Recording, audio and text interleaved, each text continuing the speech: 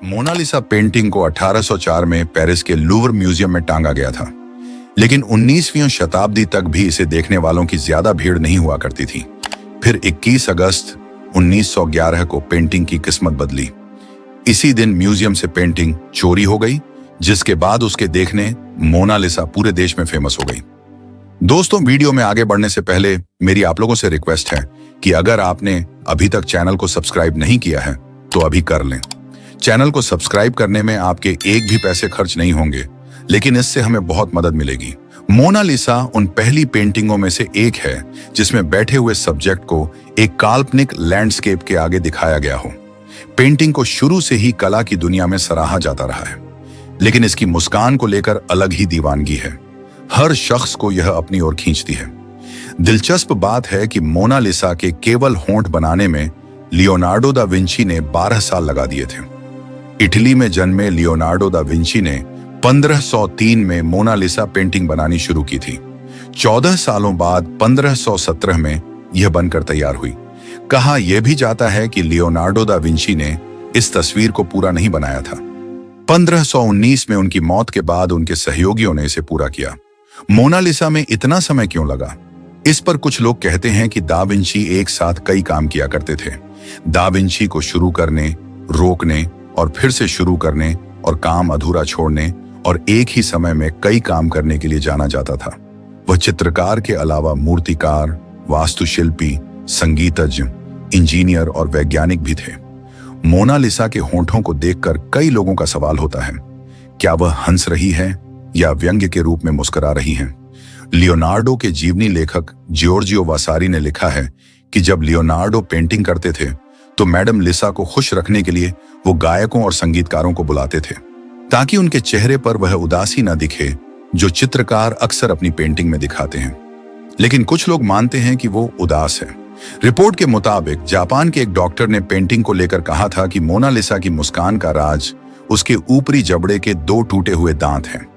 इस वजह से उसका ऊपरी होंठ एक तरफ दबा हुआ नजर आता है, जिसे हम अनजाने में मोनालिसा की मुस्कान समझ लेते हैं। कुछ वैज्ञानिकों के अनुसार मोनालिसा की रहस्यमय मुस्कान इस बात पर निर्भर करती है कि आंख का कौन सा हिस्सा इसे पहले देखता है। उनका मानना है कि हमारी आंखें दिमाग को मिश्रित संकेत भेज रही हैं।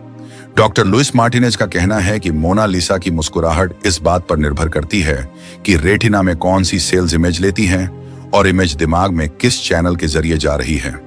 अब जानते हैं इस फेमस पेंटिंग के फेमस होने के पीछे के कारण को।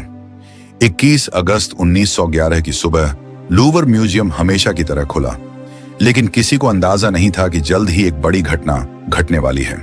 विंसेंजो पेरुगिया नामक एक व्यक्ति जो खुद म्यूजियम में काम करता था, इस चोरी के पीछे था।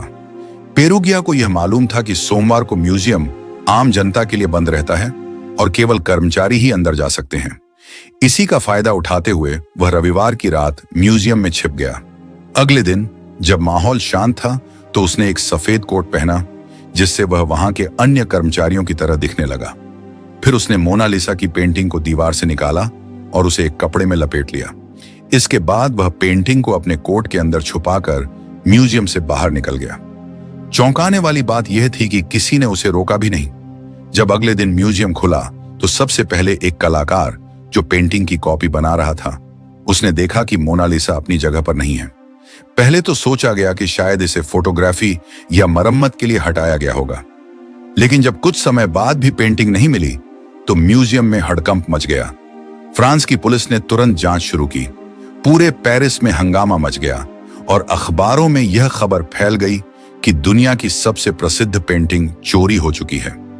यहां तक कि महान कलाकार पाब्लो पिकासो को भी संदेह के घेरे में लाया गया, लेकिन बाद में उन्हें छोड़ दिया गया। करीब 2 साल तक मोनालिसा गायब रही। विंसेंजो पेरुगिया ने इस पेंटिंग को अपने अपार्टमेंट में एक लकड़ी की अलमारी के अंदर छुपा कर रखा था, लेकिन 1913 में उसने इसे बेचने की कोशिश की। दिसंबर 1913 में उसने इटली के फ्लोरेंस शहर के एक आर्ट डीलर और उफीजी गैलरी के डायरेक्टर से संपर्क किया। उसने दावा किया कि यह पेंटिंग असल में इटली की है और वह इसे अपने देश वापस लाने के लिए चुरा कर लाया था। लेकिन आर्ट डीलर को शक हुआ और उन्होंने तुरंत पुलिस को सूचना दी। पुलिस ने विंसेंजो पेरुगिया को गिरफ्तार कर लिया और मोनालिसा को सुरक्षित वापस लूव्र म्यूजियम भेज दिया गया। इस तरह 2 साल बाद 1913 में यह अनमोल पेंटिंग वापस अपनी जगह पर आ गई। पेरुगिया ने दावा किया कि उसने यह चोरी देशभक्ति की भावना से की थी, क्योंकि उसे लगा कि मोनालिसा को फ्रांस में नहीं बल्कि इटली में होना चाहिए।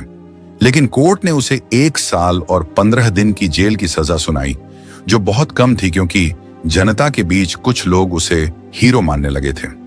मोनालिसा पहले से ही प्रसिद्ध थी, लेकिन इस चोरी ने इसे और भी लोकप्रिय बना दिया। जब पेंटिंग वापस आई तो इसे देखने के लिए बड़ी संख्या में लोग म्यूजियम पहुंचे। आज भी लोगों की भीड़ इसे देखने के लिए उमड़ पड़ती है। मोनालिसा की चोरी कला जगत की सबसे चर्चित घटनाओं में से एक थी। यह सिर्फ एक अपराध नहीं था, बल्कि इसने यह भी दिखाया कि कला की दुनिया में कुछ कृतियां इतनी मूल्यवान होती हैं कि लोग उन्हें चुराने तक को तैयार हो जाते हैं। आज भी जब हम मोनालिसा को देखते हैं तो यह कहानी हमें याद आती है कि कैसे यह पेंटिंग 2 साल तक गायब रही और फिर अपने असली घर लौट आई। मोनालिसा विश्व की सबसे प्रसिद्ध पेंटिंग है, जिसे लियोनार्डो दा विंची ने 16वीं शताब्दी में बनाया था। लेकिन इस रहस्यमयी मुस्कान वाली महिला की असली पहचान को लेकर सदियों से बहस जारी है। मोनालिसा कौन थी? इस सवाल का सबसे प्रसिद्ध उत्तर यह है कि वह लिसा घेरार्दिनी थी, जो इटली के फ्लोरेंस शहर के एक अमीर व्यापारी फ्रांसिस्को डेल जियोकोंडो की पत्नी थी। इसी कारण इस पेंटिंग को ला जियोकोंडा के नाम से भी जाना जाता है, जो उनके पति के नाम से लिया गया है। इतिहासकारों और कला विशेषज्ञों के अनुसार मोनालिसा का असली नाम लिसा घेरार्दिनी था। वह एक फ्लोरेंटाइन महिला थी जिनका जन्म 15 जून 1479 को हुआ था।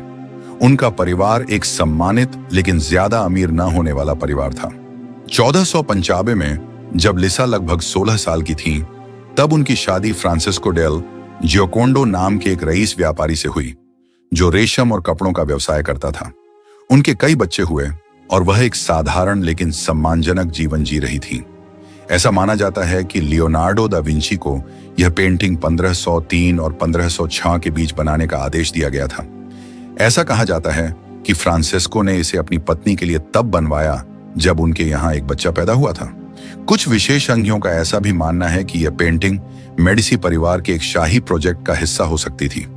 वहीं कुछ इतिहासकारों का मानना है कि लियोनार्डो दा विंची ने यह पेंटिंग अपनी खुशी के लिए बनाई थी और इसे कभी किसी को नहीं बेचा। इस पेंटिंग की सबसे बड़ी खासियत उसकी मुस्कान है। जब आप इसे देखते हैं तो यह कभी हल्की सी मुस्कुराती दिखती है और कभी गंभीर लगती है। यह ऑप्टिकल इल्यूजन की एक शानदार मिसाल है। मोनालिसा की आंखें इस तरह से बनाई गई हैं कि जब भी आप किसी भी दिशा से इसे देखें, ऐसा लगेगा कि वह आपको देख रही है। यह सवाल हमेशा से लोगों के मन में रहा है कि मोनालिसा के आईब्रो और आईलैश क्यों नहीं हैं। कुछ लोगों का मानना है कि समय के साथ ये फीके पड़ गए, जबकि कुछ का मानना है कि लियोनार्डो ने जानबूझकर इन्हें नहीं बनाया था। हालांकि ज्यादातर इतिहासकार मानते हैं कि मोनालिसा लिसा घेरार्दिनी ही थी, लेकिन कुछ अन्य सिद्धांत भी सामने आए हैं। कुछ लोगों का मानना है कि यह खुद लियोनार्डो दा विंची का ही स्त्री रूप है।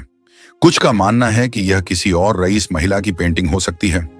कुछ ने इसे एक काल्पनिक महिला बताया है, लेकिन साल 2005 में मिले एक पुराने दस्तावेज से यह पुष्टि हुई कि मोनालिसा असल में लिसा घेरार्दिनी ही थी। धन्यवाद दोस्तों, आपने इस वीडियो को अंत तक देखा। अगर आपको हमारा वीडियो पसंद आया हो तो इसे अपने दोस्तों के साथ जरूर शेयर करें और साथ ही हमारे चैनल को सब्सक्राइब करना बिल्कुल ना भूलें। तो चलिए अगली बार फिर मिलेंगे ऐसी ही मजेदार और रोचक वीडियो के साथ। तब तक के लिए अलविदा और धन्यवाद।